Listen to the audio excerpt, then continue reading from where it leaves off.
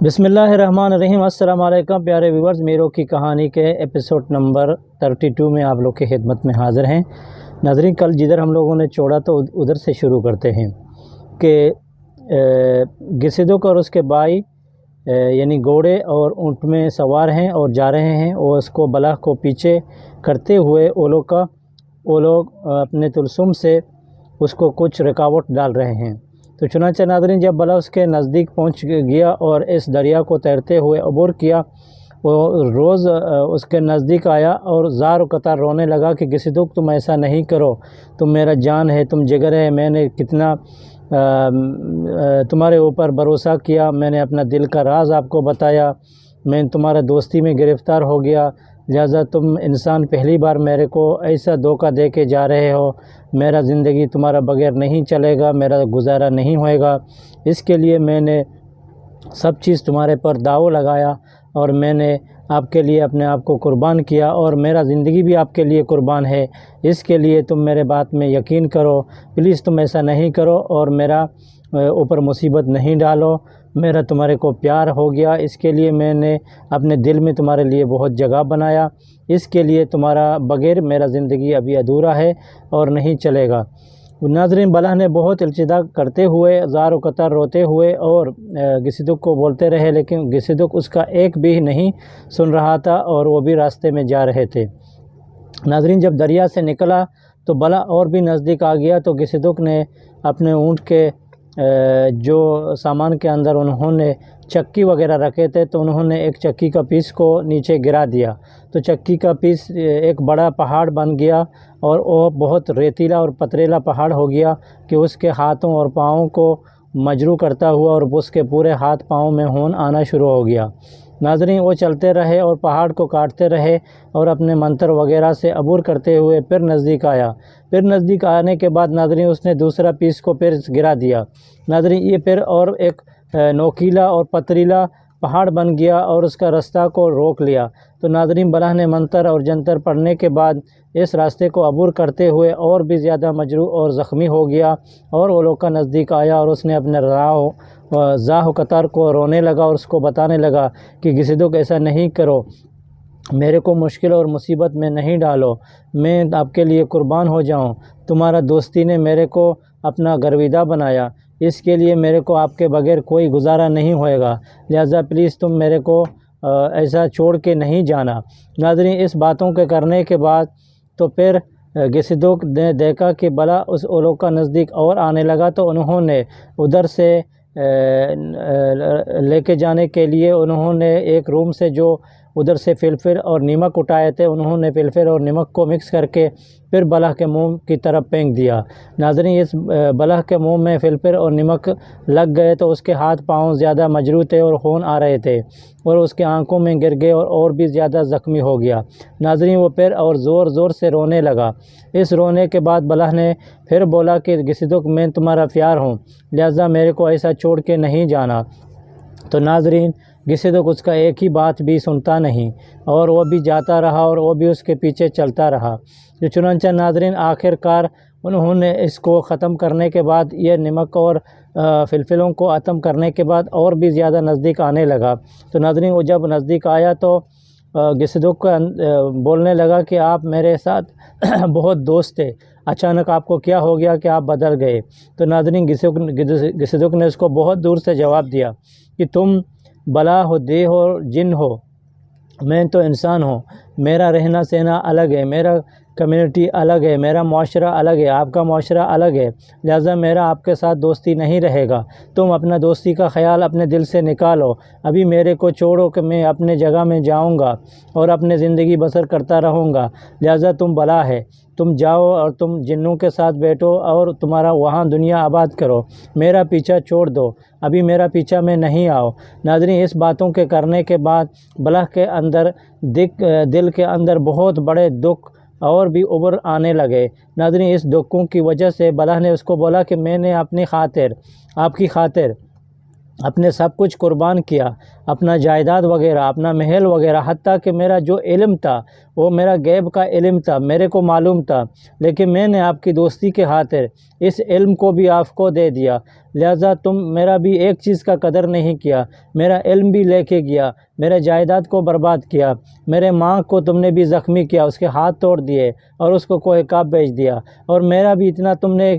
میرا ایسا حالت کیا کہ میرا بھی زندگی کا بھی میرا برا حالت ہو گیا، لہٰذا میں ابھی کیا کروں، کیسا رہوں؟ اس نے پھر التجا کیا، بولا کہ میں تم کو بار بار بول رہا ہوں، سمجھا رہا ہوں کہ میرا پیچھا چھوڑیں، میں انسان ہوں، میں انسانوں کے بستیوں میں جاؤں گا، رہوں گا، لہٰذا آپ کا جو یہ بدبو ہے یہ بھی میرے کو پسند نہیں ہے، لہٰذا میں تمہارے ساتھ نہیں رہوں گا، میں تمہارے ساتھ نہیں چلوں گا، یہ تم اپنے دل سے نکال دو، نکال دو۔ ناظرین، گسیدق کا یہ بات کرنے کے بعد بلح کے اندر دل کا اس کا بہت بددعا نکلا، اور اس نے بولا کہ چلو بھی تم جاؤ،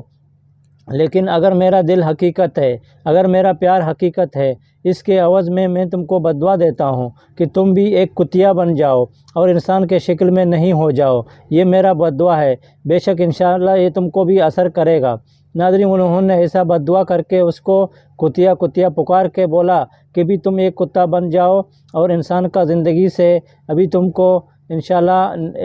نصیب نہیں ہو جائے گا، یہ میرا بددعا ہے۔ ناظرین، ایسا بددعا سننے کے بعد گسیدق نے کیا کیا کہ گسیدق نے اپنے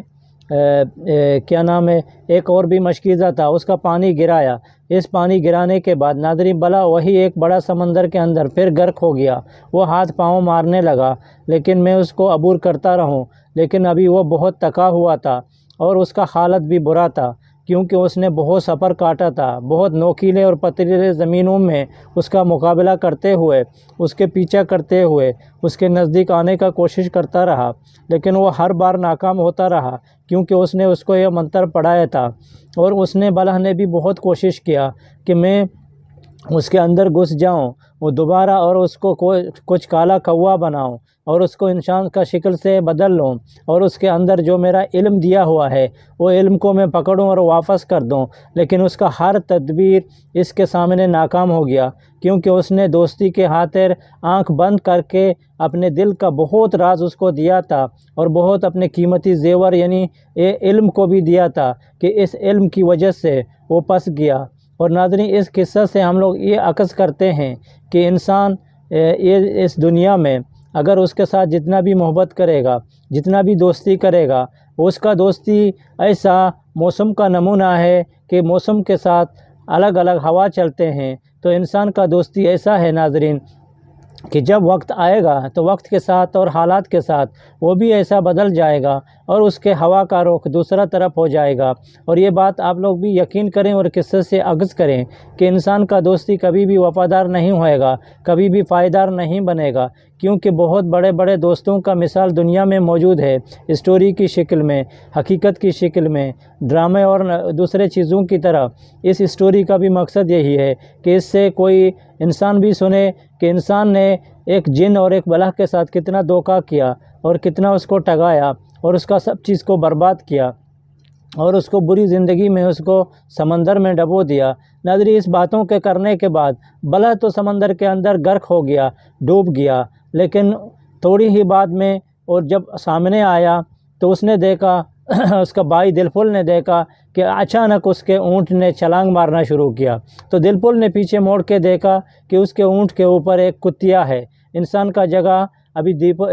گسیدق کا جگہ ایک کتا بن گیا اور اس کے اونٹ کے اوپر ہے، اور ناظرین اس نے کلابازیاں کاتے ہوئے اور کتے کو نیچے گرا دیا۔ جب کتیا نیچے گر گیا وہ کوں کوں کر کے آواز دینے لگا، تو پھر دلپل نے دیکھا کہ ابھی تو میرا بہن تو ادھر غائب ہو گیا۔ انہوں نے سوچا، یعنی دلپل نے سوچا کہ شاید اس کو بلح نے کھا لیا،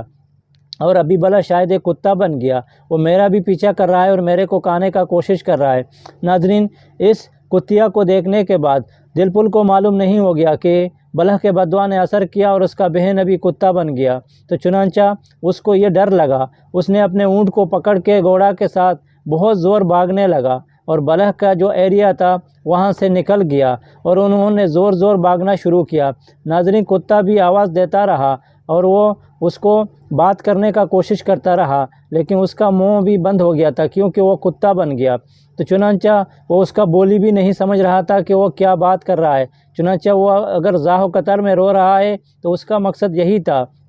بولنے کا کہ میں تمہارا بہن ہوں،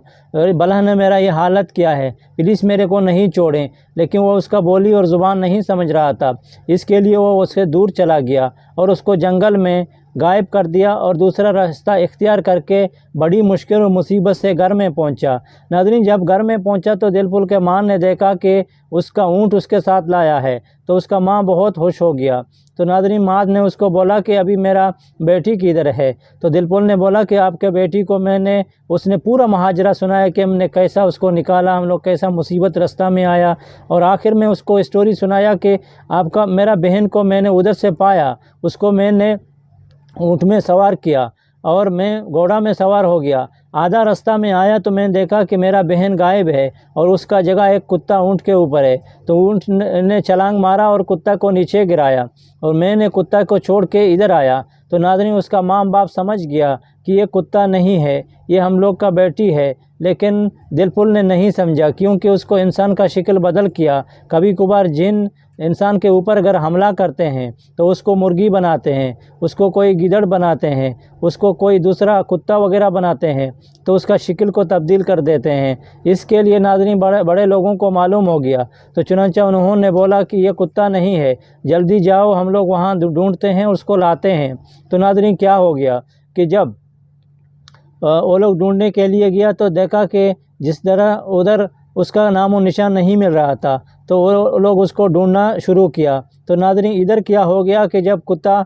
گھسیدک بن گیا، اس کا حالت برا ہو گیا، وہ جنگل میں گھومتا رہا، اس کو کوئی سہارا نہیں مل گیا اور وہ چلتے چلتے بڑی مشکل سے مغرب تک جنگل کو ادھر سے عبور کیا، کیونکہ اس کو جنگل کے اندر دوسرے جانوروں سے ڈرنے لگا، کیونکہ وہ حقیقت میں ایک کتیا نہیں تھی اور وہ ایک انسان تھا۔ اس کے لیے اس کو یہ ڈر لگ رہا تھا کہ ادھر رات کے وقت میں کوئی جنگل کے دوسرے جانور ہمارے اوپر حملہ نہ کریں۔ تو چنانچہ انہوں نے کیا کیا کہ وہ جنگل کو عبور کرتا ہوا دوسرا ایریا میں گیا، تو وہاں انہوں نے دیکھا کہ ایک کھلا میدان ہے۔ وہ کھلا میدان میں بھاگنے لگا اور اس کا روپ کتا کا نمونہ تھا۔ ناظرین، چلتے چلتے وہ بہت دور گیا تو اس کو ایک جگہ میں ایک آگ دکھائی دیا اور اس نے آگ کا سمیل سونگھنے لگا اور ادھر چلا گیا۔ تو اس نے دیکھا کہ ایک بہت بڑا بازار ہے۔ تو ناظرین، وہ بازار میں داخل ہو گیا، رات کا اور شام کا سامان تھا۔ تو چنانچہ سب کتوں نے دیکھا کہ ایک کتیا نیا آ گیا، تو سب کتا اس کے اوپر حملہ کرنے لگا اور اس کو بھگانے کے لیے آ گئے۔ سب کتوں نے وہ کرنا شروع کیا اور وہ بھی بیچارہ ڈر گیا۔ اس نے ادھر ادھر سہارا ڈھونڈنے کا کوشش کیا، لیکن اس کو موقع نہیں ملا۔ گھسیدک کتیا کی شکل میں ادھر ادھر بھاگتا ہوا ایک بوڑھی ماں کے گھر میں چلا گیا، جس کے پاس ایک بھی بوڑھیا کتی ادھر اس کے ساتھ تھی۔ تو وہ ادھر گیا تو بوڑھی ماں نے اس کو بچانے کا کوشش کیا۔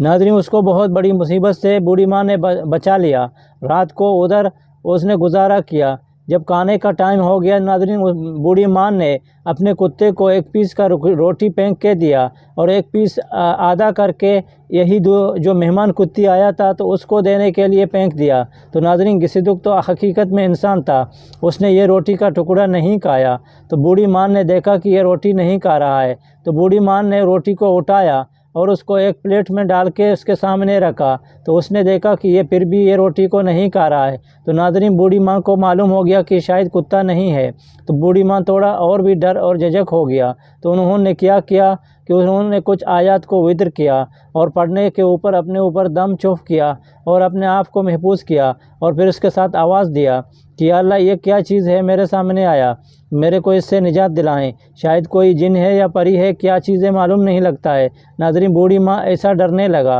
اور معلوم نہیں کیا ہوتا ہے آگے، کیونکہ قصے ابھی ادھر جاری و ساری ہے۔ دیکھتے ہیں کہ کل کیا ہو جائے گا۔ ابھی تو آج ہم لوگ ادھر کرتے ہیں قصے کو اختتام، اور انشاءاللہ اگر زندگی رہے گی تو کل آپ لوگ کی خدمت میں دوبارہ حاضر ہوں گے۔ آج ہم لوگ کو دیں اجازت، بنے رہیں، دیکھتے رہیں ڈیلی ہم سفر کو۔ ٹیک کیئر، گڈ بائی، اللہ حافظ۔